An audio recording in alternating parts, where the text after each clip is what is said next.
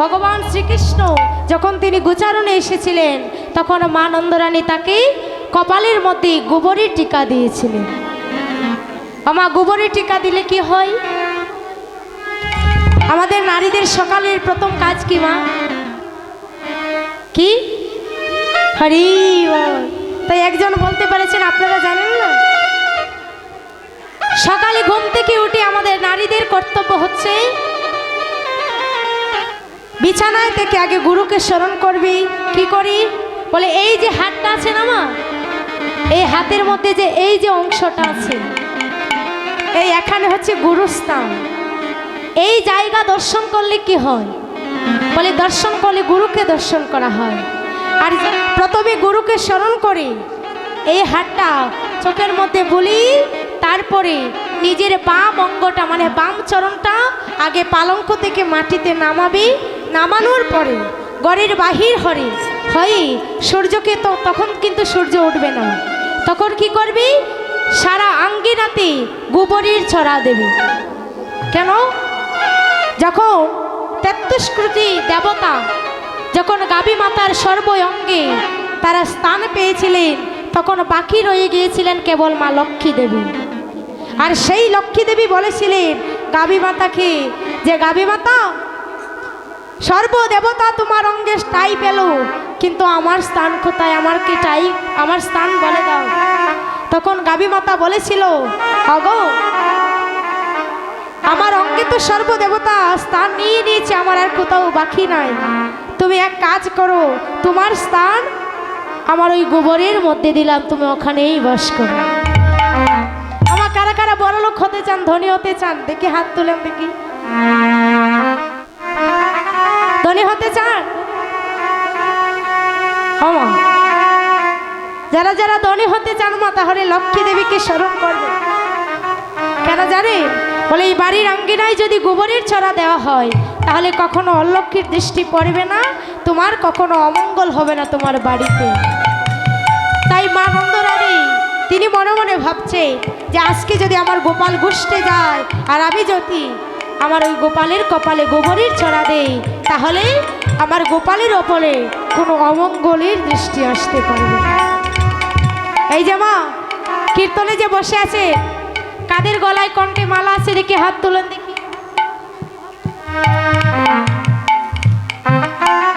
আমা কার কার গলায় মালা আছে হাত তুলেন।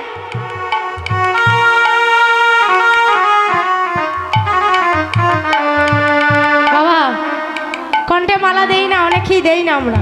কেন দেই না? বলে লজ্জা করে। কিসের লজ্জা? বলে যদি আমি আজকে কণ্ঠে মালা দেই, তাহলে সবাই নিয়ে আমায় ঠাট্টা করে বলবে না যে দেখো নতুন সাধু হয়েছে। আমা আমরা মানুষ জাতি ভালো দিকটা খুঁজি না, খুঁজি মন্দ দিকটা, তাই না? একজন মানুষ কি করলো সেটা আমরা খুঁজি, কিন্তু এখন সে কি করছে সেটা আমরা খুঁজি না। বলে আগে ওই যে বলে না মা, কিছু কিছু মানুষ আছে যে আমাদের মধ্যেও আছে মা, যারা যারা আসরে বসে আছেন, কারো মধ্যে জটিলা কুটিলা আছে, আছে না? আছে তো, আপনাদের মধ্যে কেউ আছে? মানে জটিল আর কুটিল এই দুইটা বিষয় সবার কাছে থাকে, তাই না? সবার কাছে আছে না মা? দেখবেন একজনের সাধু হয়ে বা এত সাধু হয়েছে, কিন্তু গিয়ে দেখো ওর ঘর ঠিক নাই, আছে না বাবা? যারা দেখবেন বেশি তিলক ধারণ করে, যারা বেশি মালা পরিধান করে, তাদের গিয়ে দেখো ঘরে ঠিক নেই, ঘর ঠিক আছে। যেমন রাধারানী এত কৃষ্ণ প্রেমী ছিল, কিন্তু তার ঘর কোনোদিন ঠিক ছিল না। ঠিক ছিল? বলে একটি ঘরে যদি মা 3 গুরুর শিষ্য থাকে, সেই ঘরে কোনোদিন সুখ হয় না। আমা সুখ হয়েছিল রাধারানীর? হয়নি তো। কি করি? বলে জটিলা কুটিলা ছিল রাম ভক্ত, আয়ান ছিল কালী ভক্ত, রাধারানী ছিল কৃষ্ণ ভক্ত। আর সেই জন্য রাধারানীর সংসারে কোনোদিন সুখ হয় না। যদি পারেন মা, যদি একটা সংসারকে উন্নতির দিকে নিয়ে যেতে হয়, তাহলে এই কাজ কোনোদিন বাবারা পারবে না। যদি পারতে হয় তাহলে আপনারা মায়েরা পারেন। আমা বলে না সংসার সুখের হয় রমণীর গুণে। আর এই পরের লাইনটা কি? এর পরের লাইন আমরা জানি না। সংসার সুখের হয় রমণীর গুণে, গুণবান পুরুষ পুরুষ যদি তাকে তার শোনে, শুধু নারী যে পারবে মা। এখন যদি বাবারা যদি কাজে না যায়, তাহলে তুমি সঞ্চয় কি দিয়ে করবে, কি দিয়ে তোমার সংসার চালাবে? তবে গুণবান পুরুষ চাই। আর গুণবান যদি পুরুষ পেতে হয়, তাহলে কৃষ্ণ ভক্তের প্রয়োজন নয়। কারণ কৃষ্ণ ভক্তের মতো ভক্ত এই জগতে আর কারো ভক্ত হয় না। কেন? বলে কৃষ্ণ ভক্ত নেই অন্যায় বিচার সবই কিছু বুঝে। ভগবান শ্রীকৃষ্ণ গীতায় উল্লেখ করেছেন যে আমার ভক্ত কেমন হয়। আমার ভক্ত সুখে দুঃখে সবই সময় এক সমান থাকে। তাহলে ভক্ত চিনবে কি করে? ভক্ত তাকেই চেনা যায় যাকে দেখলে তোমার কৃষ্ণ নাম আসবে। যদি কালি তিলকে দিলাম আর কণ্ঠে মালা দিলাম, আমি সাধু হয়ে গেলাম? তোমার মনটাকে তো আগে সাদা করতে হবে মা। আমরা বলি না গোবিন্দকে ভালোবাসি, ভালোবাসাকে সন্দেহ বিচ্ছেদ করলে কি হয়? যে তোমার এই যে মনের বাসাটা আছে, তোমার ওই বাসাটাকে আগে ভালো করো। কেমন করে? বলে আমাদের মধ্যে ছয়টা পশু আছে মা। দেখবেন আমরা কালী পূজা বিশ্বরী পূজা হলে আমরা পাটা বলি দিই, কিন্তু মা তো বলছে না যে তোমরা ওই পাটা বলি দাও। মা বলছে কি, তোমার দেহের মধ্যে যে 6টি পাটা আছে, তুমি সেই 6টি পাটাকে আগে বলি দাও।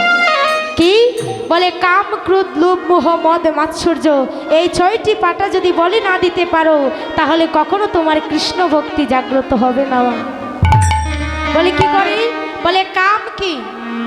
কাম হচ্ছে এটাই যে গোবিন্দ তোমাকে আমি বাতাসা দেব, তুমি আমার মনোবাসনা পূর্ণ করো। এই যে মনের বাসনা, এটাকে আগে পুড়িয়ে ছাড়খাড় করতে হবে, তবেই বাবা তোমার ওই কৃষ্ণ ভক্তি জাগ্রত হবে। কারণ কি ভগবান বলেছেন কাম থেকে ক্রোধের উৎপত্তি হয়। আমা যদি মনে করেন আজকে আপনার মার্কেটে গেছে, এখন গিয়ে আপনার একটা শাড়ি চয়েস লেগেছে, এখন ওই শাড়িটা আপনি পরবেন, এখন টাকা নেই। ওই টাকাটা যদি আপনার স্বামী না দেয়, তাহলে আপনার রাগ উঠবে না? এই যে কাম, এই কাম থেকে ক্রোধের উৎপত্তি হয়, আর ক্রোধ থেকেই মোহের উৎপত্তি হয়। তাই ভগবান বলছে সর্বপ্রথমে যদি ইন্দ্রিয়গুলোকে সংযম না করো, যেমন মা ভক্তিপথে যখন এসেছে, ভক্তির রাস্তা তো বজন্ত করতে হবে মা। আমায়েরা কারা কারা এখানে নিরামিষ পুজো আছেন একটু হাত তুলে দেখি। নিরামিষ পুজো কারা কারা আছে?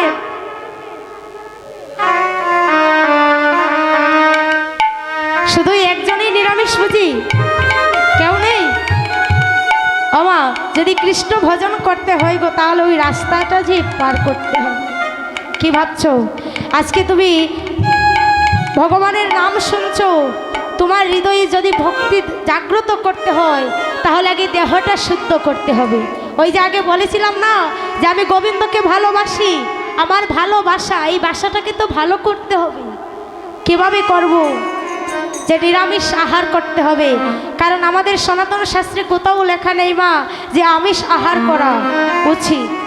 তুমি যে আজকে মানুষ মরলে কি করে মা? মানুষ মরলে শ্রাদ্ধ পিণ্ডি করে, আর তুমি যে এত এত মরা সেবা করছো, এদের পিণ্ডি কারা দেবে? এদের শ্রাদ্ধ তর্পণ কারা করবে?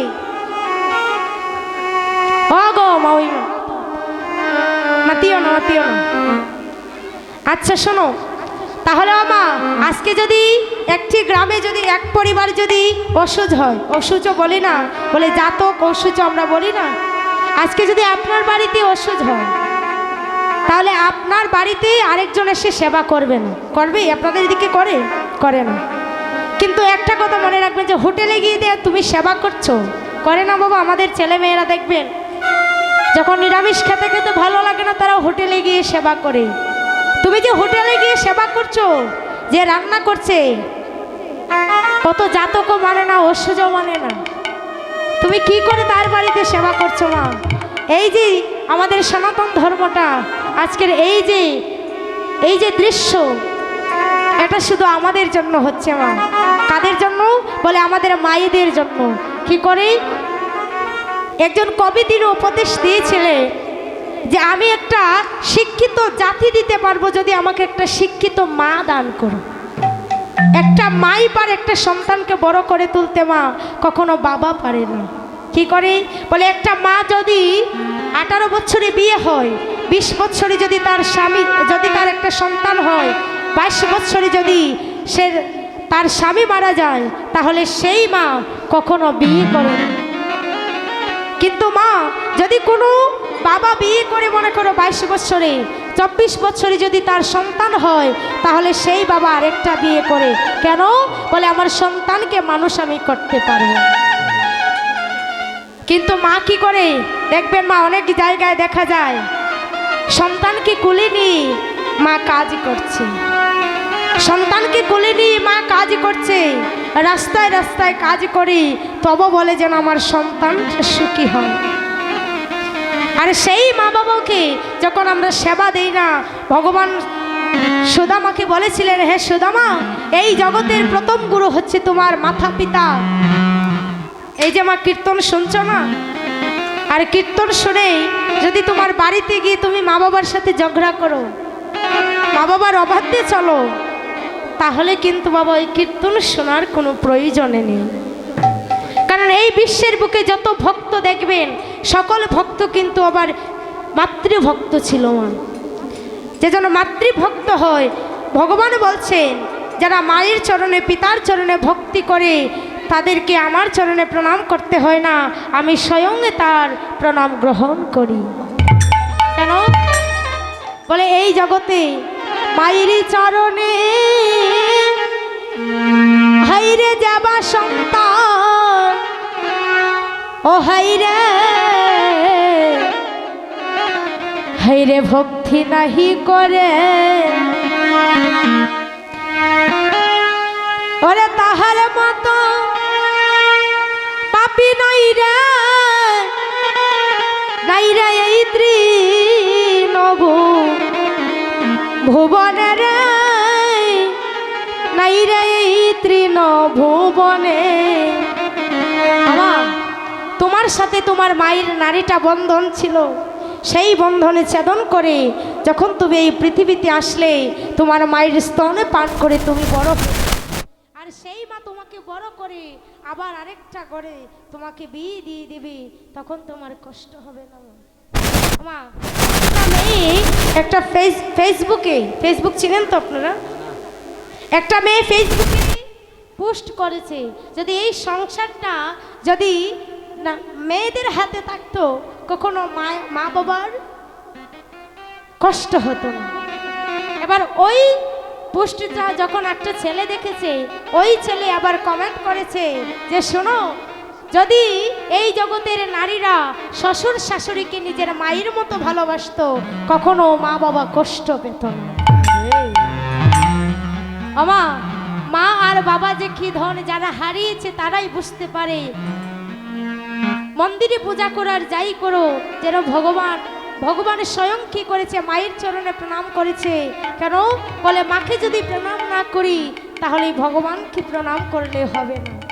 আজকে কীর্তনে আসছে, তুমি যেখানেই যাচ্ছ আগে মায়ের চরণে প্রণাম করে মায়ের আশীর্বাদের সঙ্গে নিয়ে যাবে, দেখবে তোমার অতি শীঘ্রই কৃষ্ণ ভক্তি জাগ্রত হবে।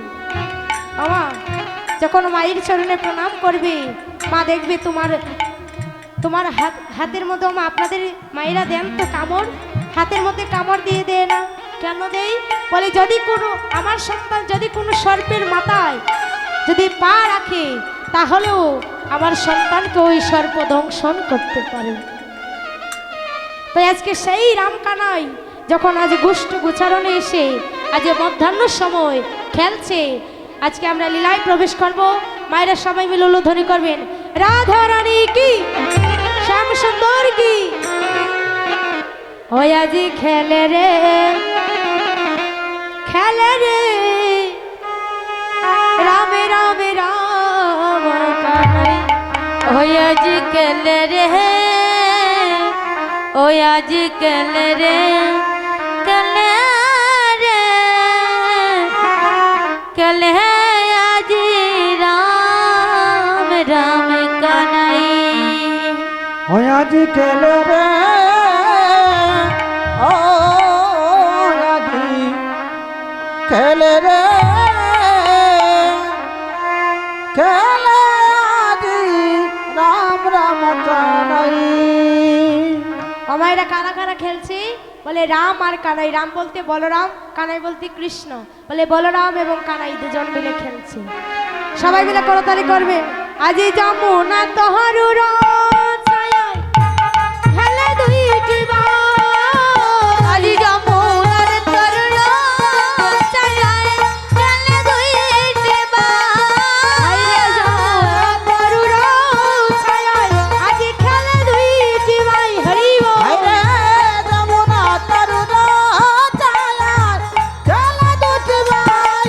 ওই আজি খেলে রে, খেলে রে, খেলে রে, খেলে আজি রাম রাম কানাই। ওই আজি খেলে রে, আজি খেলে রে, খেলে রে, খেলে আজি রাম রাম কানাই। আমাকে কমিটির কাছ থেকে বারবার বলা হচ্ছে প্রসাদ পাওয়ার জন্য। আসলে যারা কৃষ্ণ নাম শুনতে চায় আর কৃষ্ণ নামে যারা ডুবে যায় তাদের ওই পেটের ক্ষুধার কথা মনে থাকে না, যেমন হচ্ছেন আপনারা। তাই বারবার বলছি আপনারা যাচ্ছেন না, তবে আপনাদের চরণে নিবেদন, কেউ প্রসাদে না পেয়ে যাবেন না। আজ কি করছে, যমুনা তীরের ছায়ায় আজ রাম কানাই খেলছে। আরে যখন এই রাম কানাই খেলছে তখন এই বলরাম ডেকে ডেকে বলছে, এই কানাই শোন, আমরা প্রতিদিন যেমন খেলি আজকে তেমন খেলবো না, আজকে আমরা প্রতিজ্ঞা করে খেলবো। যেজন খেলায় হেরে যাবে সে ওই সারা বন ভ্রমণ করে কাঁদেনি ওই সুশীতল বৃক্ষের তরুচায় রেখে দিয়ে আসতে হবে। আমা আজকে ভগবান আর ভক্তের মধ্যে খেলা হবে। কারা কারা কৃষ্ণের পক্ষে থাকবেন একবার হাত তুলুন দেখি।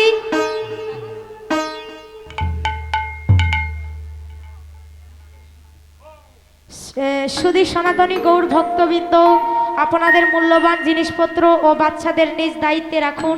কমিটির কাছ থেকে এই অনুরোধ এসেছে, সবাই মিলে রাখবেন। আমায়রা কারা কারা ভগবানের পক্ষে থাকবেন, কৃষ্ণের পক্ষে কারা কারা থাকবেন?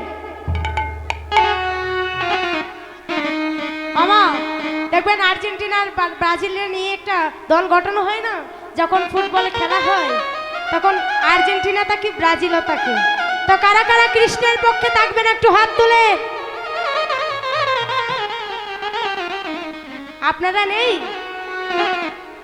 যাদের যাদের হাত আছে একটু টান টান করে তুলে দেখি কার হাত বেশি লম্বা। আমি বলবো আমার হাত বেশি লম্বা। কারা কারা কৃষ্ণের পক্ষে থাকবেন হাত তোলা। এবার নামান। কারা কারা বলরামের পক্ষে থাকবেন হাত তুলেন। কি গো, বুঝে শুনে হাত তুলতে হবে। যদি কৃষ্ণ হেরে যায় খেলায় তবে কিন্তু কাঁধে নিতে হবে আর আপনাদের সারা ফ্যান্সিগঞ্জ ঘুরতে হবে, ঘুরে আবার ওই মন্দিরের সামনে নিয়ে আসতে হবে। পারবে? পারবো তো? আজি যমুনা তহরুর ছায়ায় আজি খেলে দুইটি বাই, রে যমুনার তরুর ছায়ায় খেলে দুইটি বাই। যে যেন হারিবে খেলায় কান্দে করে দিবে, যেজন হারিবে খেলায় কান্না করে নিবে। ওই বংশী বটের ছায়ার তলে রাখিয়া আসিবে। ও বংশবতের তলায় দিয়া রাখিয়া আসিবে। ওই আজি খেলে রে, খেলে রে, খেলে রে, খেলে আজি রাম রাম কানাই। আজ গেলে রে, ও আজ গেলে রে, গেলে আজ রাম রাম কানাই। আজি কি করেছে মা? দাদা কানাই বলাই কথা দুই নাই। ভাই আমার আজি একটা দুই কথা দিকে আছে। দাঁড়াইল। রে কানাই বলাই দুই ভাই দুই দিকে দাঁড়াইল। আজি শ্রীদাম কানাইর দিকে আজি নাচিতে লাগিল। ও হাই রে শ্রীধাম কানাইয়ের দিকে নাচিতে লাগিল। ওই আজি খেলে রে, ওই আজি খেলে রে, খেলে রে, খেলে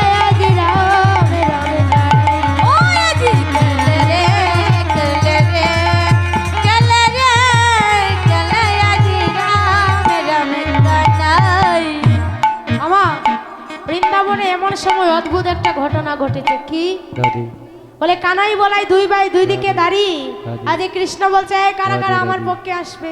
যে দাদি কেউ গেল না। বলাই বলছে এই কারা কারা আমার পক্ষে আসবে? পাতলা হবে। সবাই চলে গিয়েছে বলাইয়ের দিকে। দাদি আর গোবিন্দের পানে কেউ নাই, গোবিন্দের দিকে কেউ নাই। দাদি হঠাৎ করে শ্রীরাম মনে মনে ভাবছে, দাদি। আজকে যদি আমরা কানাইকে একা রাখি তাহলে কানাই বড় কষ্ট পাবে। কেন? বলে বৃন্দাবনের সখাগণে জানে যে প্রতিদিন কানাই খেলায় হেরে যায়। তাই কি করেছে, সবাই বলরামের দিকে চলে গিয়েছে। আর যখন বলরামের দিকে চলে গিয়েছে, এমন সময় সুবল আনন্দে আত্মহারা হয়ে বলছে কানাই হারবে, কানাই হারবে। এবার যখন বলছে কানাই হারবে হারবে, বলাই প্রশ্ন করছে, আজকে শ্রীরাম প্রশ্ন করছে, এই সুবল তুই যেমন আত্মহারা হয়ে নৃত্য করছিস, বলে কানাই হেরে যাবে, এখনো তো খেলা আরম্ভ হয়নি, তুই দেখবি রে কানাই হারবে, তোদের পক্ষ হারবে, আমরা জিতব। এবার যখন এমন করে বলছে, তখন সুবল বলছে, ভাই কানাই, আজকের যদি খেলায় আমরা হেরে যাই তাহলে আমরা কৃষ্ণকে কাঁধে নেব, আর যদি খেলায় পরাজিত হই তাহলে আমরা কৃষ্ণ অঙ্গ গন্ধ পাব। তাহলে আমরা হারলেও ভালো আর জিতলেও ভালো। হলে ভালো, জিতলেও ভালো। ওই আমরা হারলেও ভালো আর জিতলেও ভালো। হলে ভালো, জিতলেও ভালো। ওই আমরা কৃষ্ণ অঙ্গ, আরে গন্ধ পাবো, আমরা হারলেও ভালো আর জিতলেও ভালো। ওরে আমরা কৃষ্ণ অঙ্গ,